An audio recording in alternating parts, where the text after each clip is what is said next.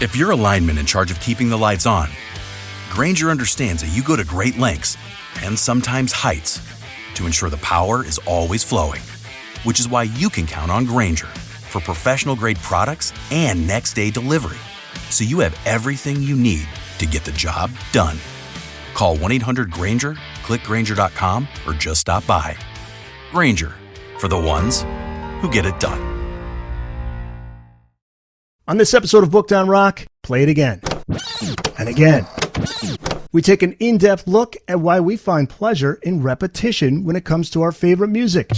We're totally booked. Rock and roll! Well, I think I'll leave you to your reading. Little Hand says it's time to rock and roll. Rock and roller! We are totally booked.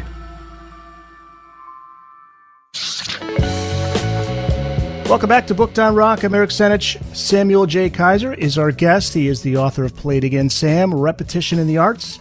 Welcome to the podcast, Samuel. Thank you. Please, call me Jay. Thank you so much for being here. Let's give a little bit of background on you before we get into this book. You are the Peter de Flores Emeritus Professor of the Linguistics and Philosophy Faculty and former Associate Provost at MIT. You've authored numerous books and scientific publications. You're the editor-in-chief of the journal Linguistic Inquiry. You are a theoretical linguist. Tell us about theoretical linguistics and how does that relate to the arts, particularly music, because we're going to really talk a lot about this book in regards to music and repetition, how we get comfort in repetition. Theoretical linguistics, what it really is about, at its bottom line, it's about the computational properties of neural networks. But the point is that we have the ability to produce an infinite number of sentences. The only reason why we can't is because we're mortal. We don't live long enough. But if we did, there'd be no end to the number of sentences we could produce. But our brain is finite. It's about 1,350 cubic centimeters. And so how is it possible that this organ, which is the size of a honeydew melon, how is it possible that it can produce an infinite output? The question was actually posed in the 19th century by a scholar and somebody who was interested in these questions.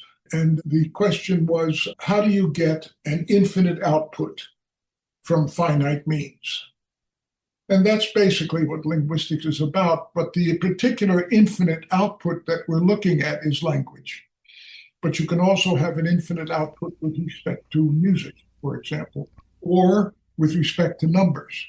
So the brain seems to be this piece of an organ, a flesh and blood organ, that has this ability to produce an infinite output with finite means. And that's what linguistics explores. There was an experiment by Princeton University music professor Elizabeth Margulis that sparked your curiosity, ultimately led to this book. What was that experiment? That was really a very interesting experiment. I had come upon the notion of repetition when I wrote my first book about the arts, which was called The Mental Life of Modernism. And the point of that book was to show that what had happened to the arts at the turn of the 20th century was essentially what had happened to science at the turn of the 17th century with the introduction of Newtonian physics, the scientific revolution that Isaac Newton wrought when he said that it's possible for two objects to affect one another even though they're not touching. And that particular insight changed the way scientists had to look at the world. It was no longer the world that they were looking at, but theories about the world. And exactly the same thing happened in the arts. The arts around the 20th century abandoned natural predilections of the brain in the sense that music, which was naturally tonal, became atonal. Poetry, which rhymed and had meter, suddenly became free verse. And painting, which was basically representations of the real world, suddenly became abstract art. Mimesis, or so-called representational art, was abandoned. And I think that both of those events are, in fact, the same event. It's an abandonment of a habit of thinking and looking at the world in a different way. Well, at that time, I had, of course, thought about repetition, but it didn't really sink in until I think I mentioned it in a footnote, that's all in the book. But then I ran across this experiment that you just mentioned, and all of a sudden the penny dropped. Now, let me explain the experiment because it's very simple to understand. What Elizabeth Helmuth Margulis did, she's a professor of musicology at Princeton. What she did was she took music written by two atonal masters, Luciano Berio and Elliott Carter. And what she did was, using a computer and its brute force cut and paste functions, she cut and pasted a part of the music. She copied it and she pasted it in a different part. So that what she did was she doctored the music. So imagine the music was divided into 5 segments, and we'll number them 1, 2, 3, 4, and 5. She copied segment 1 and she pasted it after segment 1. So the new piece of music was now 1, 1, 2, 3, 4, 5. She called that immediate repetition, and then she did something which she called delayed repetition. She copied 1 and she inserted it farther down the line so that the doctored piece of music now was 1, 2, 3, 1, 4, 5. So she had 4 pieces of music, the original done by these masters of atonal music, and pieces that she had doctored without any aesthetic considerations at all. She wasn't trying to make anything sound better. She just cut and pasted where she thought it would work. And then what she did was she played them to a class of students whose interest in music was what any young person's interest in music might be. They were not theorists or anything, just ordinary music lovers. And she asked them which versions they liked best. Significantly, the kids liked the ones that had been doctored. So then she took that same experiment to a conference where the attendees were PhDs in music. These were people who were very familiar with music theory, with atonal music, with 12-tone variations, etc. And she ran the same experiment. And guess what? They also preferred the one that had been doctored. Wow. So what's the conclusion? It was the one that she came to, that repetition just by itself enhances the aesthetic appreciation of a work of art. And that's when I realized that this repetition is really something more than just a way to adorn something. We seem to be hardwired to find pleasure in repetition when it comes to the arts. Why do you think that is? Well, there's a couple of interesting speculations. There's a social psychologist by the name of Robert Zablanc, who in 1963, I think it was, ran a set of experiments with children, infants really, in which he hypothesized mere exposure, the mere exposure phenomenon.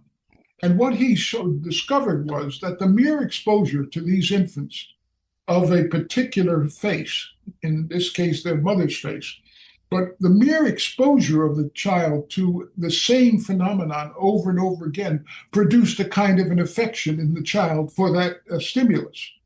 Now, you can ask yourself, is there an evolutionary advantage to this? Well, obviously there is with respect to the child and the mother, because if you have repetition of a familiar event in your life, which in this case is going to be the mother, and you say that it's a pleasurable event, it's something that the child is not going to be afraid of, but rather is going to move toward. And so one speculation is that repetition is a way in which you bond a child to a parent. Reason why is it's a step in the right direction toward ensuring the child's survival. And all that evolution is really interested in is neither the mother nor the child, but simply the passing on of the genes. It wants to make sure that those genes are passed on. And so what it does is it selects for activities which are desirable to the people involved in the individuals involved in the activity. And a way to enhance that for the individuals is to make it pleasurable. Notice, the obvious shape for that is just sex.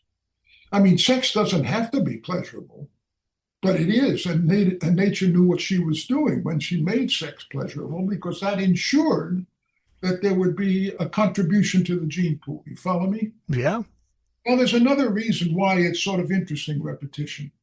And even though we're not talking about my book, you'll see in a minute why this is really what you're asking is exactly the right question. Okay.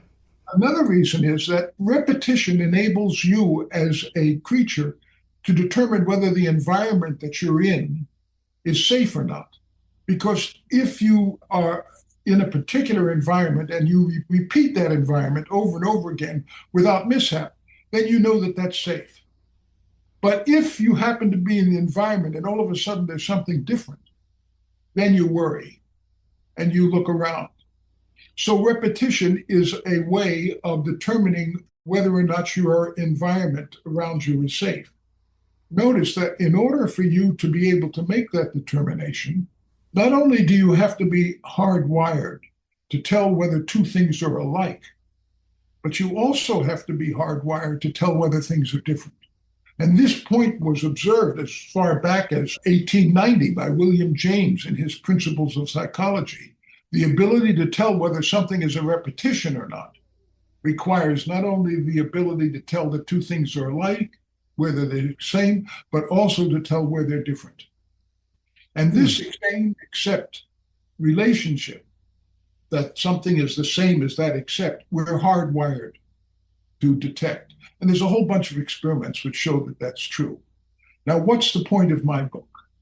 My point of my book is that we are hardwired to detect repetition, which involves same except judgments and as well as same judgments. And artists co-opted that in order to put pleasure into their works of art. Wow. Yeah. So that you get a bigger audience, a bigger fan base, more people that want to see your art, listen to your music. Now, you'll notice that what happened at the 20th century when the artist abandoned the natural predilections of the mind to tell whether something was tonal, to listen to tonality, to tell whether something rhymed, for example, whether two words rhymed, whether they're the same except. You'll notice that what happened was that one could simply say that art gave up pleasure and it went in a different direction. But one of the things that it gave up, when it gave up catering to the natural predilections of the brain, was pleasure, which is why the audience for art dropped. And that also explains that with songs, you have chorus repeat chorus again. Oh, yeah. Well, I mean, look. Look, let me give you an example from my book. Suppose you and I meet, and I say to you, hello, Eric, how have you been? Hello, Eric, how have you been? I just got back from the store. I bought a quart of milk and a loaf of bread. You would say, wait a minute, why are you repeating yourself? The point is that you have every right to be annoyed if my conversation with you was like that. Because one of the sort of the rules of conversation is that when you talk, just get across what it is you have to say and no more. So my repeating the exact same thing is useless. But suppose I say, well, hello, Eric, how have you been today? Well, I'm saying, hello, Eric, how you been today? Well, I just been to the store and this is what I got to say. I've been to the store and this is what I got to say. All of a sudden, it's pleasurable. You get it? Yeah, yeah. Because I sang it. That's really interesting. Yeah, you cite a Robert Johnson song from 1936, They're Red Hot, as an example of how we expect to encounter repetition. Hot tamales, she got them for sale. Hot tamales, she got them for sale. Booked on Rock Podcast. We'll be back after this. It's intermission time. We should know you're a musician yourself, right? You play in a jazz band? I'm a jazz musician. Yeah, I play trombone. It's never very far from me. There it is. In fact, I was practicing just before I joined you. I'm in a wheelchair now because I had what they call a catastrophic spinal cord injury about 11 years ago. But before then, I used to play in a Dixieland band on a fire truck. It was cool. I mean, I did parades all over the place. I loved that. But once I had this accident, I couldn't climb up on the fire truck anymore. So, but the musicians come to my house and we have sessions. I'm putting together another one. We just play Dixie tunes. But I also play in an avant-garde orchestra called Aardvark, which is the oldest uninterrupted orchestral organization in America, jazz ensemble in America. It's been going for 55 years now. Yeah, you're out of Boston, we should have mentioned too. Yeah, that's out of Boston. I've got a concert coming up in September and then one in December with them. And then I can go because the leader doesn't mind that I show up in a wheelchair. That's great, though. You're continuing to make music. You mentioned the term same except. Explain what that means. Same/except. That's in the book. That's exactly the judgment that you have to make when you tell whether two words rhyme. Take the word ham and spam. You know that they rhyme. Well, what judgment are you making that enables you to conclude, oh, yes, they rhyme, whereas spam and foot don't? So ham and spam rhyme and ham and foot don't. What do ham and spam have in common? Well, it's this. Everything from the stressed vowel to the end has to be identical. And that in ham and spam, that's the am part. Everything to the left of it has to be different. So in ham and spam, what's different is the h of H and the sp of spam. You get it? And so you can tell whether two words rhyme or not, if in fact they are the same except. Now, this same except judgment is exactly what Duke Ellington did when he wrote Satin Doll. By the way, you got me listening to Duke Ellington all day over the weekend as I was reading this book. So thank you for that, reminding me of how great his music is. Oh, Duke Ellington is great. I have on my bookcase behind me, you can't see it very well, I don't think, but I have busts of four people who are my heroes. The first one is Leo Tolstoy. The second one is Miguel de Cervantes. The third one is J.R.R. Tolkien. And the fourth one is Duke Ellington. Ah, that's great. I wake up in the morning. I got them set up so that we make eye contact. And so in the morning, I say, good morning, guys. I love it. Yeah, you mentioned Satin Doll in the book because you say melodic grouping is the key to lyric placement. Explain that. This is also really interesting. The interesting thing about musical notation is that it combines two dimensions of music in a single notation. It combines, so when you look at a note on a stave, you not only know about the pitch, but you also know about the rhythm. Okay, so now let's take the first four bars of Satin Doll. The first two go ba-boo-da, boo-da, ba-doo-da. The next two go ba-boo-da, boo-da, ba-doo-da. And now let's break them apart. Let's look at their rhythm. The rhythm without any pitch information at all. In other words, what a drummer's music might look like. It's like this. Ba-ba-da, ba-da, ba-da-da, ba-ba-da, ba-da, ba-da-ba. Now, when you sing it, the first two bars are ba-boo-da, boo-da, ba-doo-da. The second two bars are the same as the first two bars, except it's a step higher. So it goes ba-ba-doo, ba-doo, ba-doo-da, ba-ba-doo, ba-doo, ba-doo-da. That's the same except. That's the musical version of rhyme. The Booked on Rock podcast will be back after this. This is heavy. There's that word again, heavy. Why are things so heavy in the future? Is there a problem with the Earth's gravitational pull? Hey guys, thanks so much for checking out the Booked on Rock podcast. If you've just found the podcast, welcome. If you've been listening, thank you so much for your support. And make sure you tell a friend, a family member, share on social media, and let people know about Booked on Rock. And if you do like the podcast, make sure you subscribe, give a 5-star review wherever you listen to the Booked on Rock podcast. We're on Amazon, Apple, iHeart, Spotify, Spreaker, TuneIn, and on YouTube Music. You can check out the full episodes on video, along with video highlights from episodes on the Booked on Rock YouTube channel. Find it at Booked on Rock.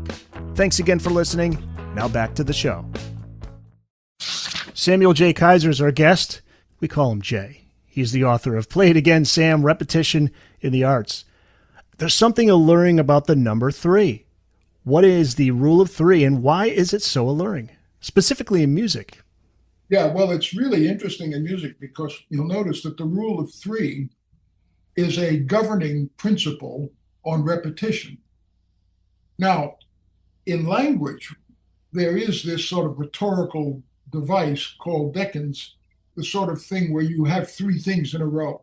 3 things plays a big role in the little subsections of language. For example, lock, stock, and barrel, life, liberty, and the pursuit of happiness, ready, aim, fire, the big, the bad, and the ugly, red, yellow, green, the sort of thing for stoplights.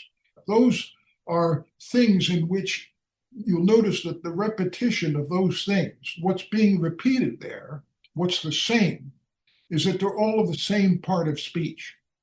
Lock, stock, and barrel, ready, aim, fire. But what's different is the meaning. That's rhyme in that particular rhetorical device. Okay, now in music, you don't have meaning to separate things out. And it's a fact about music that if you take a look at jazz standards, typically, and also you find this in classical music as well. I noticed from the title of your show that you're a rock fan, right? Yeah, and I was going to mention all of this applies to rock and roll music. Yeah, our audience loves rock and roll. This is no different in rock and roll, right? Well, you can tell me now because I really don't know rock. Okay. Somehow or other, I missed rock when I grew up. I don't know how I did. And one of the things that amazes me is how did I learn all those jazz tunes? I mean, I have no memory of listening to them or trying to learn them the way people do today with rock.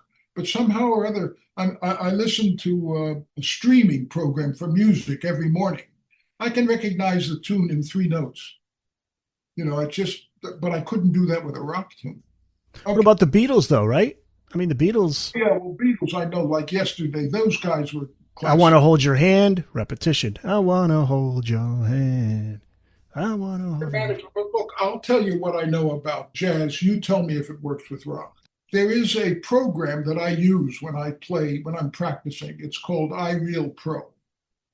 And what iReal Pro does is it has the chords of 1,200 tunes in its database.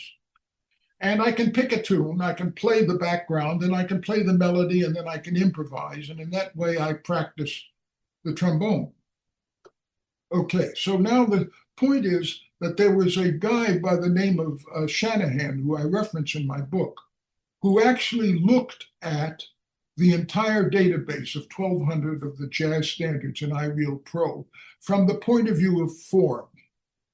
Now, here's the form of a jazz tune. It's typically AABA. Now, what do I mean by that? Well, let's take Satin Doll as our example. The first 8 bars are ba-ba-da, boo-da, ba-doo-da, ba-ba-da, boo-da, ba-doo-da, ba-doo-da, ba-doo-da, long note.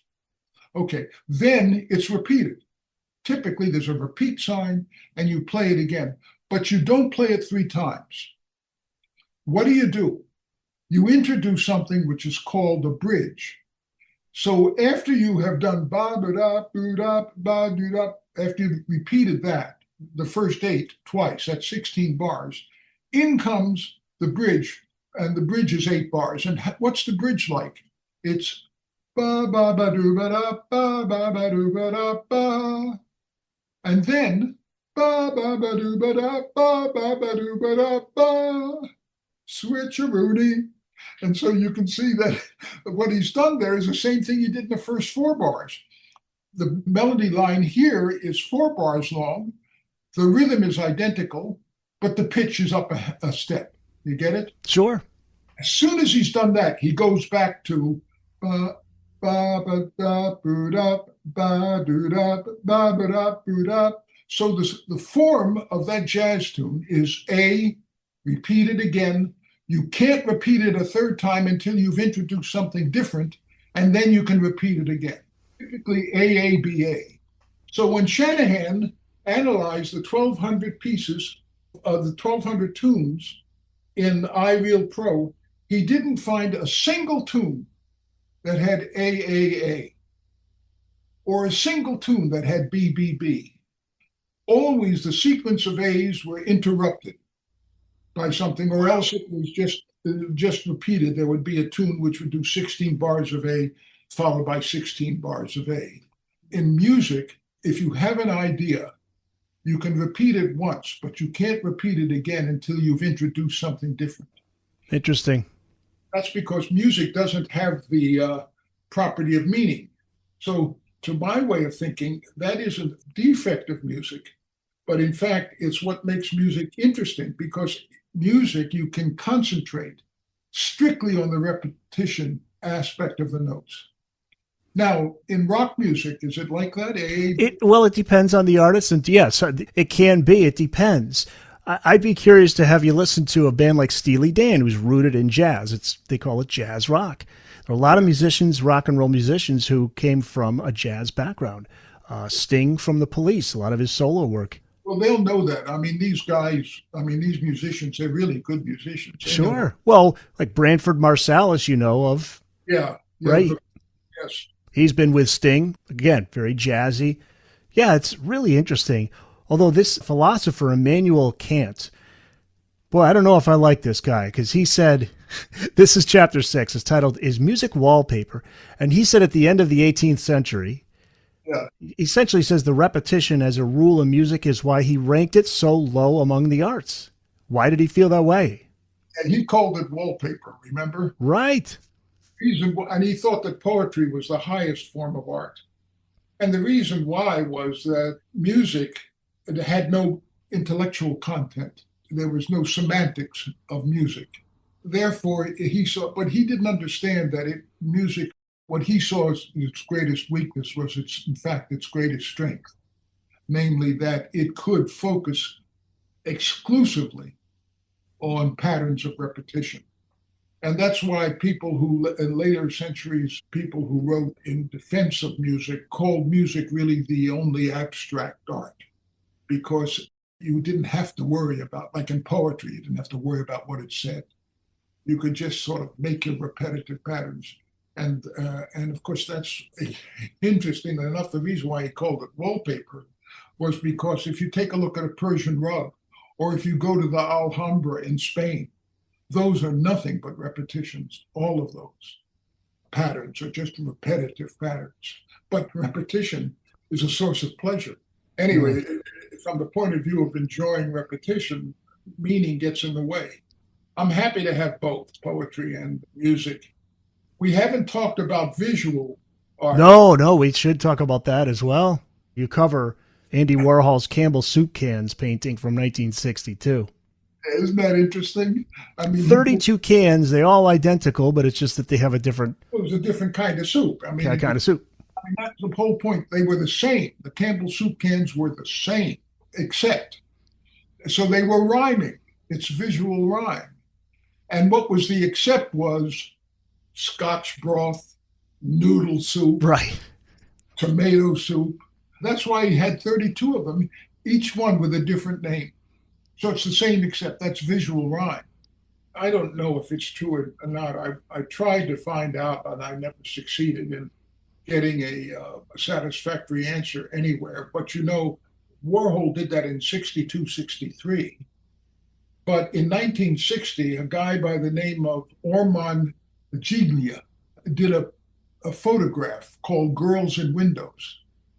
And that photograph is one of the highest money-making photographs ever taken.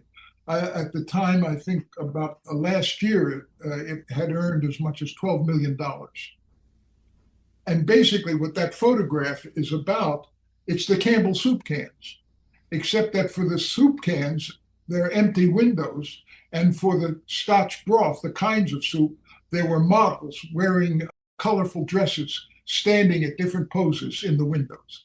That's visual art. That's perfect visual, same except rhyme. Precisely. So same except it dominates music, it dominates poetry, it dominates painting. Well, I wouldn't say dominates, but it certainly pervades it. Now, but that wasn't received well by other artists, right? Because that was, like you say, a poke in the eye of abstract expressionism. Well, that's why Andy Warhol did it, because what the height of art at the time was people like de Kooning and Pollock, and he was sort of poking a finger in the eye of these guys by taking a can of soup from a supermarket and turning it into an artistic object like that. He was making fun of abstract, and I think he sort of actually put the kibosh on abstract art when he did that as a kind of a dominant media. All of a sudden, he opened the floodgates for all kinds of other forms of art. It's interesting, just as a footnote, I don't know how many of your listeners are interested in art, but exactly 100 years before, in 1862, Edouard Manet did a painting called Déjeuner sur l'herbe, Lunch on the Grass. And it's a famous painting because it has these French guys sitting on a lawn having lunch with a woman, and the woman, they're fully dressed, and the woman is completely nude. And what's interesting about this is that the pose that he put them in is exactly the pose that Raphael used in a painting of his that was recorded in a etching by an artist who worked in Raphael's studio, a guy by the name of Michelangelo Raimondo. And essentially, Manet was doing to classical art what Warhol was doing to abstract art. Do you think Warhol was aware of the pleasurable experience of repetition? Is that why he did it? Well, look how much he made his reputation on repetition. Look at all of the Marilyn Monroe things. The silk screens of Marilyn Monroe. Sure. All the same face, but different colorings. I know, I'll tell you this. I don't know if he knew it consciously, but it certainly must have given him pleasure or he wouldn't have done it. Right. Yeah, he did a lot of albums, a lot of work for artists, rock and roll bands like the Rolling Stones. And there's one famous one for a band, Velvet Underground, which is the Banana. Very simple. Well, Yeah. of course, that's not repetition. No, it's not. That's a more of a But you know what that reminds me of? simplistic. The Biennale, the Venice Biennale, the art show that happens once a year. Remember the guy nailed a banana to a wall? No, You didn't hear about that? no. I mean, he nailed a banana to a wall and somebody bought it. I think they paid some huge sum for it. Like, I don't know what it is. I don't want to even guess, but it's north of $50,000. The guy bought the banana and ate it. Yeah, but you bring up a point that makes me wonder about how much of these artists consciously or subconsciously were aware of the repetition thing. Because like the Beatles and a song like Hey Jude, the song ends over 4 minutes of Paul McCartney repeating the same phrase. And you would think that would work against the song, but yet it worked to the song's advantage. If I were going to look at that song, you see, what I would say to myself, is it a counterexample to what I said about AABA? Is Hey Jude AAA? And my guess is it's not. My guess is that if you were to look at the rhythm, you'd find rhythm changes, or if you looked at the chords, you'd find chordal changes. So there would be a change each time he repeats the phrase. I mean, I can see him repeating it identically twice, but the third time, I would guess there's a change. Booked on Rock Podcast will be back after this. Now you wait here. I'll be right back. Find the Booked on Rock website at bookedonrock.com. There you can find all the back episodes of the show, the latest episode in video and audio, plus a video highlight and a link to our YouTube channel. Links to all of the platforms where you can listen to the podcast, plus all the social media platforms. We're on Blue Sky, Facebook, Instagram, TikTok, and X. Also, check out the Booked on Rock blog, find your local independent bookstore, find out all the latest hot rock book releases, and before you go, check out the Booked on Rock online store. Pick up some Booked on Rock merch. It's all at bookedonrock.com. You went into this project with a curiosity which led you to carefully look at how repetition appears in the arts, and I'm curious as to how you felt about the topic when you completed the book. Well, I mean, I developed a theory about how it works as I wrote the book, and I ended the book with that theory. I'm not sure that that theory is right, but I'm hoping that people will test it and find out where it fails. But the idea is that basically all art, well, let me explain it like this. There was an experiment done by some psychologists in the Netherlands.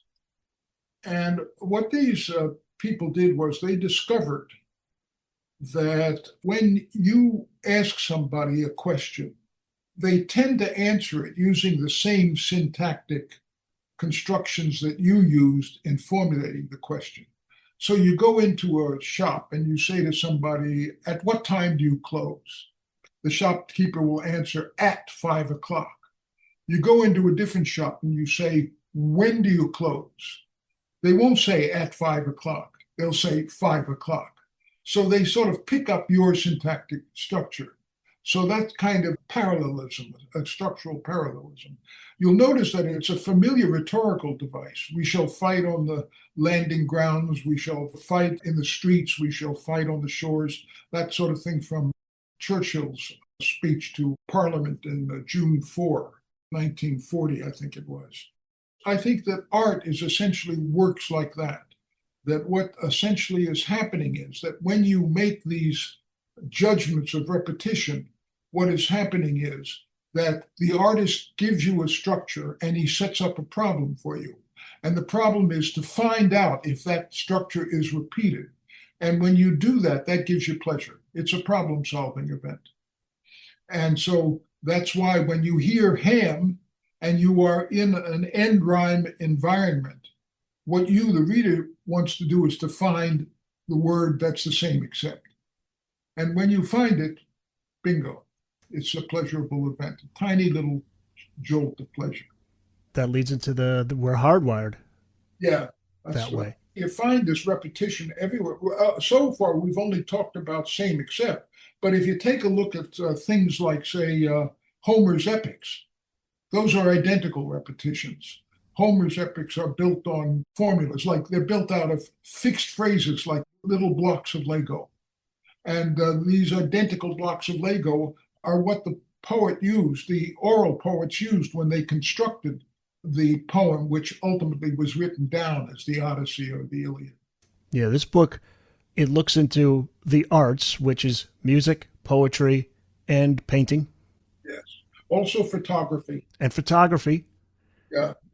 I have an analysis of a photograph by Lee Friedlander, which on first glance, it looks like a lousy photograph. I mean, it's nothing, but I think it's really something, but you have to look for the same except in it. And then there's this great painting by Gustave Caillebotte, who was a 19th century French impressionist, the one that nobody ever heard of, who in my opinion was as good as all of them, And you can see that one of his paintings that I analyze in the book is nothing but same except. It's called Rainy Day in Paris. And it's just made up of a whole variety of triangles, which are all the same except. And I think when you look at it, you subliminally see the triangles. And that's why you're attracted to this painting, why you think, Jesus, that's a good painting. It's because it set up a whole bunch of little problems for you to solve, and you solve. Yeah, this book is really going to help us when we listen to or look at a painting or a photograph. We're going to think about it in a whole different way after reading this book. You're going to ask yourself, or you may have the answer now as to why you're seeking or why you find pleasure in it. See, I'm so glad you said that, Eric, because most of the commentary on art is not about the mechanisms that it initiates in you, not about the neural networks that it causes to fire in you. Most of it is about the sensitivity of the critic who's talking about it. So, for example, in this Gustave Caillebotte painting, there's a critic that I quote, and basically when you read his comment on the painting, it's nothing but a description of what the painting is about. But, you don't need a critic to say, oh, it's two guys, it's a man and a woman with an umbrella, and there's a bunch of other guys with umbrellas, and they're all walking around, and it's raining. Thanks a lot. I can see that. Yeah. But that's what most critics do. They talk about it, but they talk about it because they're very good at talking about it. They have pleasant styles, and in some cases, their sensibilities are really worth listening to. It's interesting to see what that painting, book, or poem evokes in them. But that doesn't say anything about the level below it, which is why it works as a work of art. And that's what my book tries to uncover. And it's called Play It Again, Sam, Repetition in the Arts by Samuel J. Kaiser. It's out now. You can find it wherever books are sold. Look for it at your nearest bookstore. If it's not there, ask them to get a copy of it.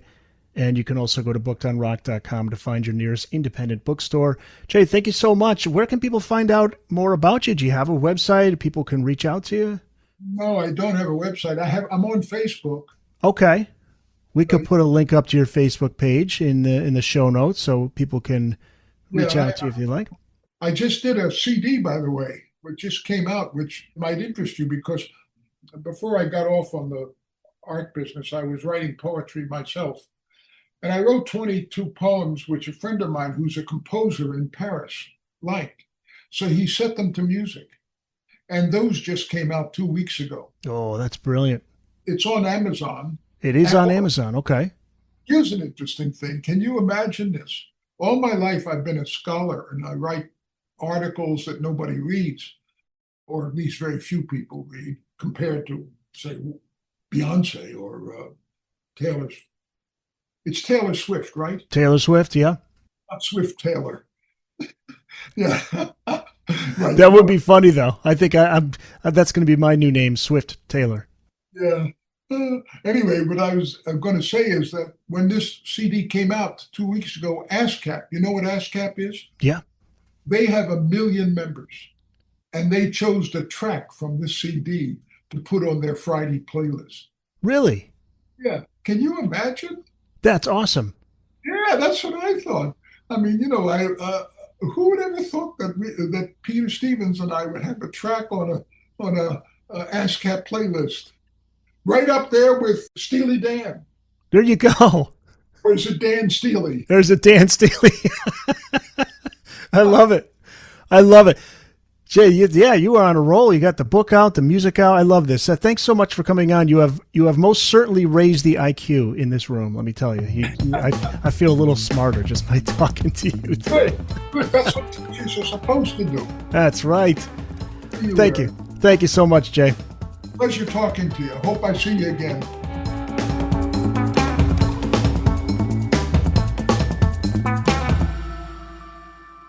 That's it. It's in the books.